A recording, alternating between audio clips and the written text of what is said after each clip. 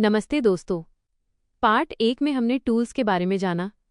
आज पार्ट 2 में हम डिजिटल आर्ट के सबसे ज़रूरी हिस्से यानी लेयर्स और कलर पैलेट के बारे में बात करेंगे। अगर आप लेयर्स को समझ गईं तो समझो आपने डिजिटल पेंटिंग आधी सीख ली। चलिए स्क्रीन पर चलते हैं। इबिस पेंट एक्स के नीचे वाले टूलबार की जानकारी, मेन टूलबार आइकॉन्स बाएं से दाएं।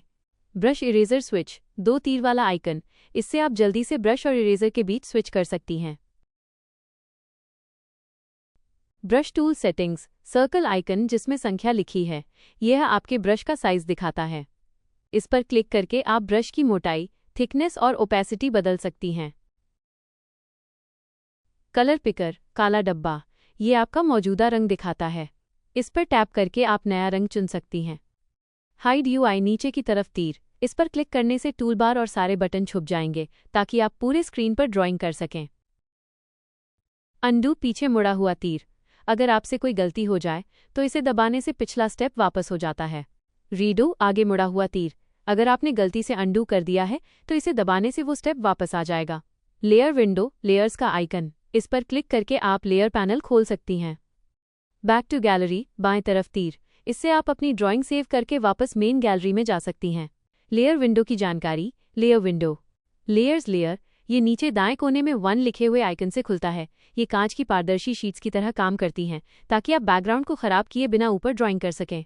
लेयर विंडो के नीचे के मुख्य टूल्स, जोड़ प्लस आइकन, ये ऐड लेयर बटन है। इस पर क्लिक करते ही आपकी ड्राइंग में एक नई खाली लेयर जुड़ जाएगी। स्पेशल लेयर बटन, प्लस वाला फोल्डर आइकन, यहाँ से आप खास तरह की लेयर्स जोड़ सकते हैं जिसके बारे में हम आगे विस्तार से बात करेंगे। कैमरा आइकन, इसे इंपोर्ट पिक्चर कहते हैं। अगर आप अपनी गैलरी से कोई फोटो अपनी ड्राइंग में लाना चाहते हैं तो इसका इस्तेमाल करें। आड़ा तीर, फ्लिप लेयर हॉरिजॉन्टल, ये आपकी चुनी हुई लेयर को बाएं से दाएं पलट देता है। खड़ा तीर, फ्लिप लेयर वर्टिकल, यह लेयर को ऊपर से नीचे की तरफ उल्टा कर देता है। लेयर लिस्ट, सिलेक्शन लेयर, यह एक विशेष लेयर है जिसका उपयोग किसी खास हिस्से को चुनने, सिलेक्ट के लिए किया जाता है। यहाँ आप जो भी पेंट करेंगे वो सिलेक्शन बन जाएगा।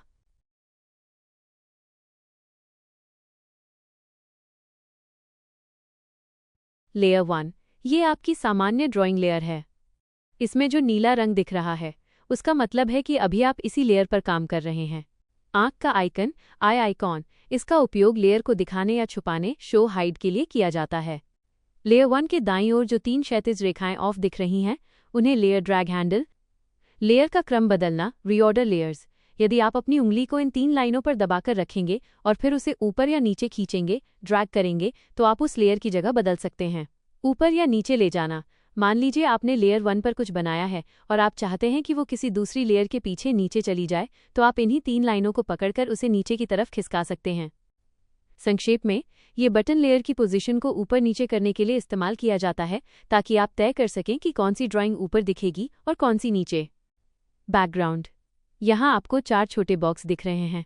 ये आपके कैनवस के बैकग्राउंड को सेट करते हैं। सफ़ेद रंगीन, पूरी तरह से ठोस सफ़ेद बैकग्राउंड। पारदर्शी, ट्रांसपेरेंट माइनस चेकर्ड, अगर आप पीएनजी इमेज बनाना चाहते हैं जिसमें पीछे कुछ ना हो तो आप इन ग्रिड वाले बॉक्स को चुनते हैं। लेयर ब्लेंडिंग और लॉक, क्लिपिंग, नीचे की ओर इशारा करता हुआ तीर, इसे क्लिपिंग मास्क कहते हैं। अगर आप इसे ऑन करते हैं तो इस लेयर पर आप जो भी बनाएंगे वो केवल नीचे वाली लेयर के पेंट किए हुए हिस्से के अंदर ही दिखाई देगा।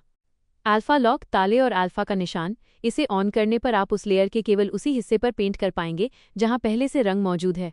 ये खाली जगह पे पेंट नहीं होने देता।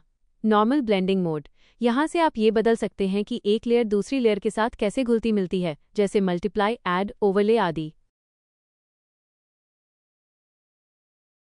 ओपेसिटी स्लाइडर, सबसे नीचे जो स्लाइडर है वो लेयर की पारदर्शिता, ट्रांसपेरेंसी को कंट्रोल करता है। अगर आप इसे कम करेंगे तो लेयर हल्की या पारदर्शी हो जाएगी। दाएं हाथ के साइड टूल्स, जब आप लेयर विंडो खोलती हैं तो दाईं ओर आपको ये ज़रूरी टूल्स मिलते हैं। क्लियर लेयर, इससे आप पूरी लेयर की ड्राइंग को एक क्लिक में साफ कर सकती हैं। इन्वर्ट लेयर कलर, ये आपकी लेयर के रंगों को उल्टा, जैसे सफ़ेद को काला कर देता है। मूव लेयर, इसकी मदद से आप पूरी लेयर को कैनवास पर कहीं भी खिसका सकती हैं। फ्लिप लेयर हॉरिजॉन्टल वर्टिकल, इनसे आप अपनी ड्राइंग को दाएं बाएं या ऊपर नीचे पलट सकती हैं।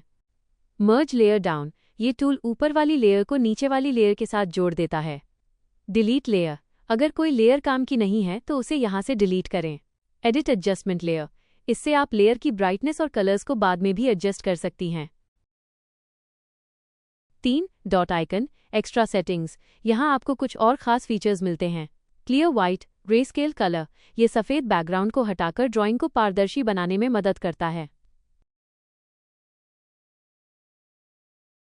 रीनेम लेयर, अपनी लेयर को कोई नाम देने के लिए इसका इस्तेमाल करें। रास्टराइज, वेक्टर या टेक्स्ट लेयर को नॉर्मल ड्राइंग लेयर में बदलने के लिए। Save layer as transparent PNG, अपनी लेयर को बिना बैकग्राउंड के गैलरी में सेव करने के लिए। स्पेशल लेयर मेनू के टूल्स की जानकारी। 1. ऐड फोल्डर, फोल्डर जोड़ें। जब आपकी ड्राइंग में बहुत सारी लेयर्स हो जाती हैं तो उन्हें मैनेज करना मुश्किल होता है। ऐड फोल्डर से आप एक फोल्डर बनाकर कई लेयर्स को उसमें एक साथ ग्रुप कर सकते हैं। इससे आपका लेयर पैनल व्यवस्थित रहता है और आप पूरे फोल्डर को एक साथ छुपा या दिखा सकते हैं। 2. Add vector layer, vector layer जोड़ें। वेक्टर लेयर सामान्य लेयर से अलग होती है। इस लेयर पर खींची गई लाइनों को आप बाद में भी कंट्रोल पॉइंट्स के जरिए हिला सकते हैं, पतला या मोटा कर सकते हैं या उनका आकार बदल सकते हैं। इसकी खास बात यह है कि इसे कितना भी जूम करने पर लाइन फटती, पिक्सेलेट नहीं है। 3. Add adjustment layer, adjustment layer जोड़ें। ये टूल बहुत काम का है। इसका उपयोग ड्राइंग के रंगों, ब्राइटनेस या कंट्रास्ट को ठीक करने के लिए किया जाता है। इसकी सबसे बड़ी खूबी यह है कि ये आपकी मूल ड्राइंग को बदले बिना उसके ऊपर एक फिल्टर की तरह काम करता है, जिसे आप कभी भी हटा या बदल सकते हैं। 4. डुप्लीकेट लेयर, लेयर की कॉपी बनाएं। अगर आपने किसी लेयर पर कोई मेहनत की है और आप उसकी बिल्कुल वैसी ही एक और कॉपी चाहते हैं तो डुप्लीकेट लेयर पर क्लिक करें। ये आपकी चुनी हुई लेयर की एक हूबहू नकल तैयार कर देता है। 5. Add layer from canvas, canvas से लेयर जोड़ें। ये विकल्प आपकी स्क्रीन पर उस समय जो कुछ भी दिख रहा है, यानी आपकी सभी लेयर्स का जो संयुक्त रूप है, उसका एक स्क्रीनशॉट लेकर उसे एक नई सिंगल लेयर में बदल देता है। ये तब बहुत उपयोगी होता है जब आप पूरी ड्राइंग को एक साथ मर्ज करके उस पर कोई नया इफेक्ट आजमाना चाहती हैं। उम्मीद है कि आपको इन सभी टूल्स का मतलब समझ आ गया होगा। अगर आप चाहते हैं कि मैं इनमें से किसी टूल पर अलग से डिटेल वीडियो बनाऊं, तो कमेंट में ज़रूर बताइएगा। शुक्रिया।